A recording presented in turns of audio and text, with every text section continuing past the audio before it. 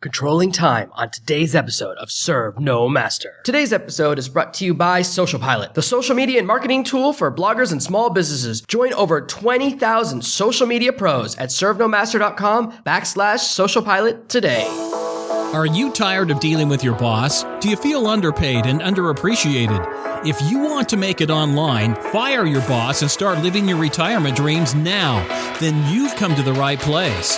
Welcome to Serve No Master Podcast, where you'll learn how to open new revenue streams and make money while you sleep. Presented live from a tropical island in the South Pacific by best-selling author Jonathan Green. Now, here's your host.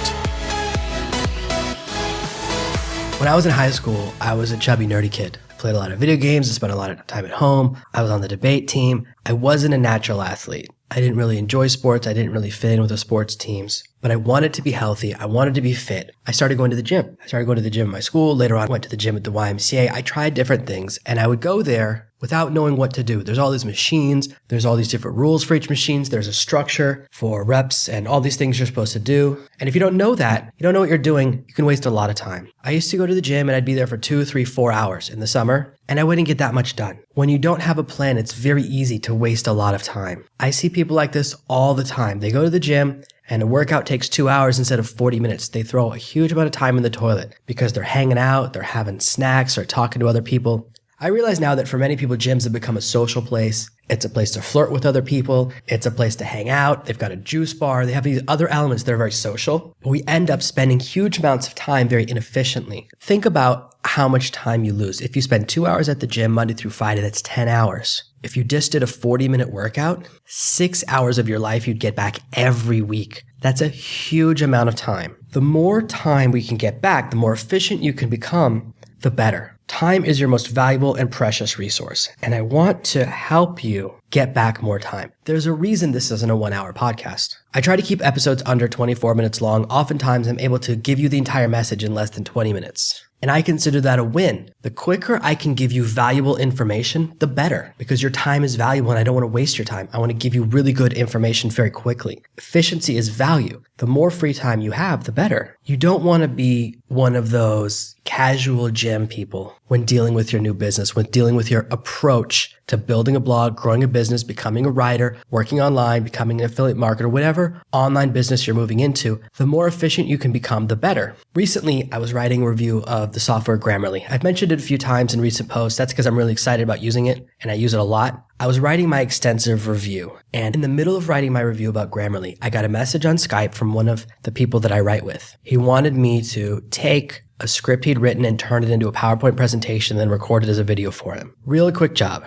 To copy each line, one line at a time. You copy one sentence from the Word document, then paste it into PowerPoint. 3 different sections to tell it, don't copy over the formatting, keep the formatting from PowerPoint. It was taking a lot of time and it was annoying. I then copied the Word document into Grammarly and then copied from Grammarly into the PowerPoint, and I could just copy, paste, copy, paste, copy, paste. One click, one click, one click. It tripled my speed, tripled my efficiency, and that's something I got really excited about. I wrote 3 paragraphs about it in my review of Grammarly because I found this other way of using the tool. The way that that tool works, it doesn't keep any formatting. So when you copy it into something else, it grabs the formatting of where you've released it.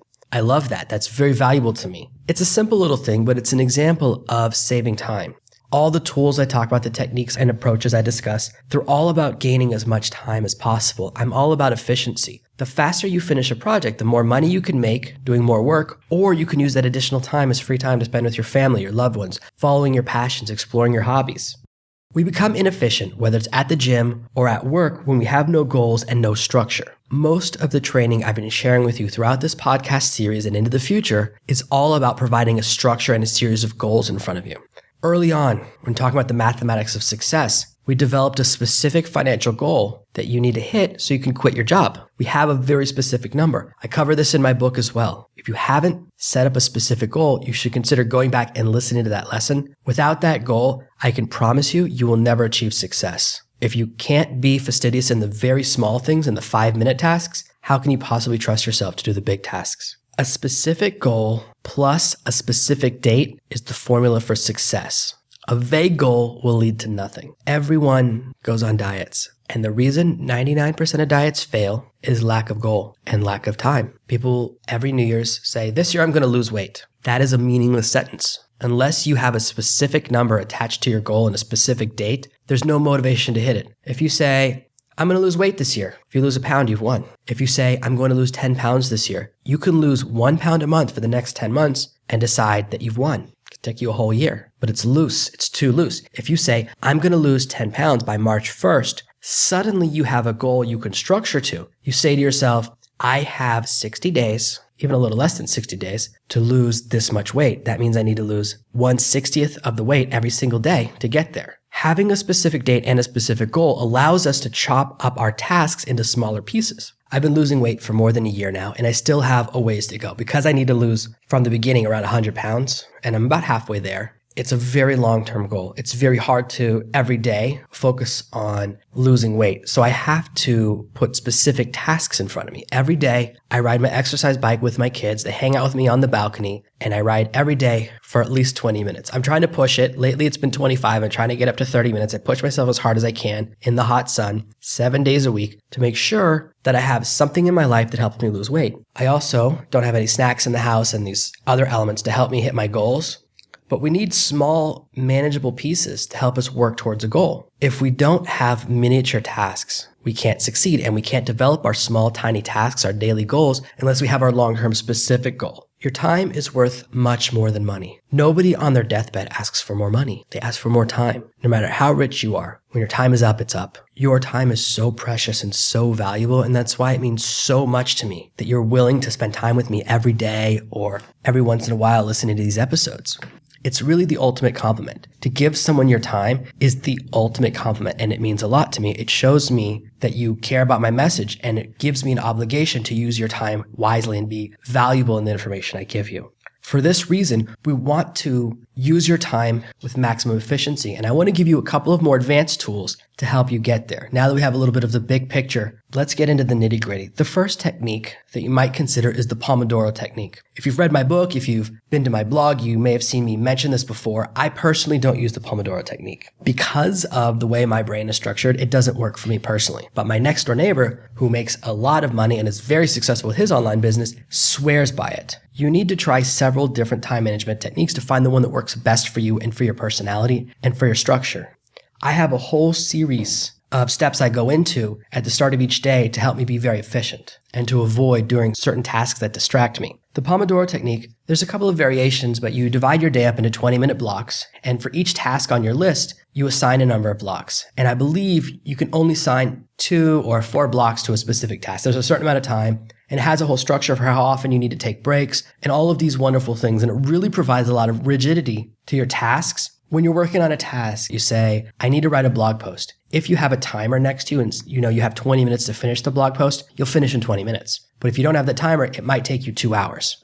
If you're a person who can get caught up in distraction and finishes tasks too slowly and can take too long for something, this technique might be very valuable for you, being very strict and structured about your time. And I recommend trying it. I don't personally use it, but I do think it's perfect for a lot of people. And that's why I share it with you. Having a tight schedule, having these tiny tasks leads to more success. So even with small goals, having your goal and having a deadline means you'll hit that goal. The reason so many people have a half-written book or an unpublished novel and everyone in Los Angeles has a half-finished script is because there's no end date. If you took any person in Los Angeles, walk up to any of those people who has a script they haven't finished and say, kidnapped your family. In 30 days, your family will be dead if you don't finish that script. Guess what? Suddenly they'll finish the script. It's not lack of ability, it's lack of motivation and lack of a clear goal. When you put that firm goal in front of them and the deadline, suddenly they become capable of completing the task. All of the excuses disappear when you force a task up their priority tree. When you attach real-world consequences to failure, then the effort level changes. The reason most people don't finish their book, it's not that important because they haven't set a firm goal. If you say to yourself, I want my first book published in the next 90 days, and you put stickers on the wall, you post on Facebook to tell your friends your book's coming out, you announce that the book is coming out, you create social pressure to motivate yourself to success. This will accelerate how fast you work and you'll become more efficient. With small and big tasks, put the goal in front of you, set a timer.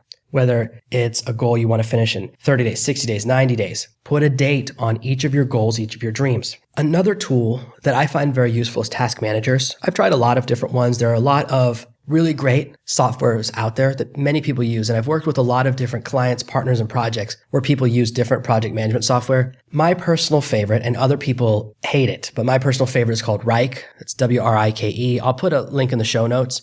I like it because you can put tasks on a calendar and you can look at what you'll be working on every day for the next 90 days, 6 months, however long you set it out. It gives you these really cool bar graphs. Maybe other project management softwares out there do that as well, but that's what I like about this piece of kit. When I'm working with someone on a project, this is what I like to use. I really enjoy checkmark motivation. I enjoy micro loops and micro goals. This is where you break up a task and do the smallest pieces possible. And each time I finish a task, I get to click that little check mark and it disappears because I finished it. And that makes me feel good. Pomodoro Technique doesn't work that well for me, but this technique that almost seems a little bit childlike and very video game-like, and I think that's why I respond to it. Modern video games are pretty much unlosable. When I was a kid, I had a Nintendo way back in 1986, one of the first home video game systems after the Atari series. On the original Super Mario Brothers, you got 3 lives and you would jump through 9 levels. And if you died 3 times, you were over and you had to start out at the very beginning. You had to start from scratch. Games are no longer like that. Most games now autosave and you only go back 5 minutes. They don't make games anymore where if you die, you've undone 5 hours of work and you have to start from scratch. We have a society and a culture, a video game culture, where there's tons of tiny little tasks that are designed to make you feel good along the way. Lots of these sweeping science fiction and fantasy video games where you're traveling around the universe or around some mystical kingdom fighting enemies with swords or lasers, and you have to collect different materials. You have to collect different flowers or gold or different metals to make weapons. They have these little tasks along the way because it's very effective in getting people to engage with the video games. I don't know if these video game makers have figured out how the mind works or my mind has been programmed by them. But I do know having a series of tiny tasks in front of me is something I enjoy and I respond to very well. If I have a list of check marks, all I want to do is check off as many of them as I can as fast as I can. That works for me and it makes me faster. Part of the problem people run into is the mindset. If you approach your blog, your next project, whatever you're working on as a hobby, if you see these podcasts as entertainment, you will limit yourself. When we see something as entertainment, we don't take it that seriously. It's not that important. It never achieves priority status in our mind and in our mental goals. If I'm just a hobby for you, I'm someone fun to listen to, and I appreciate that. If you like my voice, if you like hearing some island stories, and in the next episode, we're going to talk about living in paradise a little bit, kind of take a little tack and talk about how much I love living where I live and how I got here. Sometimes it's just about living vicariously through me. And that's fine. I appreciate that. That's a compliment, but I want more from you. I want you to be in the business mindset. When you treat what you're doing like a business, you treat your money like an expense. When you buy a movie ticket, you don't expect to get your money back. But when you buy a program that teaches you how to make money, you expect to get your money back if you treat it like a business. We talked about this in some previous episodes, talking about mindset, talking about escaping the cubicle mindset, and this is important. So taking that idea to the next level. When you're working on a little task, if you feel like your blog is your hobby, then you'll be very casual. You'll work on things slowly. But if it's how you make a living, if it's how you feed your kids, you will find true efficiency. In my course, Words to Profit Mastery, I teach how to write ebooks and articles in the nonfiction realm, in the how-to realm for clients, customers, and yourself very quickly. And I also teach how to find clients that pay you a lot of money. Right now, the going rate, and this may change if you're listening to this in the future, but right now the going rate for a blog post is around $35. If you write a blog post for someone and you get paid directly without a middleman, you can expect to make around $35 per blog post. If you have to feed your kids with your blog posts, you will become fast and efficient and you will work really hard because you have the motivation of taking care of your family and making that money. It's a necessary thing. If your monthly goal is $10,000 a month, making $35 writing blog posts isn't going to get you to your goal. You're on a different path and it's going to be a little bit different for you. But imagine needing that money. If you need it, then you'll do it. Your motivation will be different depending upon your needs and your goals. Treating this like a business, treating your time with me like business training will change the way you approach things and you will become more efficient and more effective with your time. I love relaxing. I love entertainment. I have a lot of hobbies. I love reading. I love listening to a couple of other podcasts. I mostly listen to bad movie podcasts, but I like listening to them. I like reading books all the time. I like spending time with my kids. I like watching movies with my kids. I have tons of outdoor hobbies, which I talk about all the time and I'll talk about more tomorrow. There are so many things I love doing that I want to be as efficient as possible with my work time. A little bit of efficiency can cost you an hour a day. Every day you just lose an hour to wasted time. Over a week, that's 5 hours a week. Over a month, that's 20 hours.